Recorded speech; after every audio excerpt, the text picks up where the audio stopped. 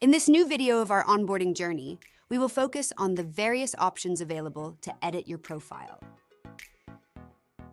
By clicking on the Edit Profile menu item, you will be able to manage the brand identity associated with your account so that any output, as well as the invitation emails for completing the assessments, have a look and feel similar to that of your organization.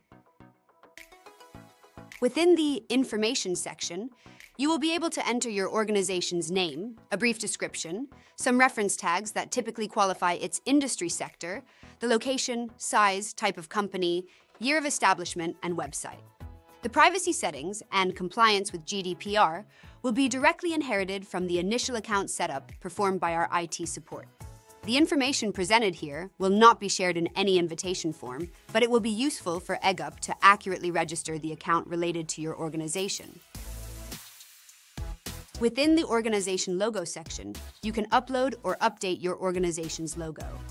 The logo should be square, with a minimum recommended size of 1024 x 1024 pixels. Use the Choose button to select the logo file and the Upload button to initiate the upload process. The result will be visible in the boxes below.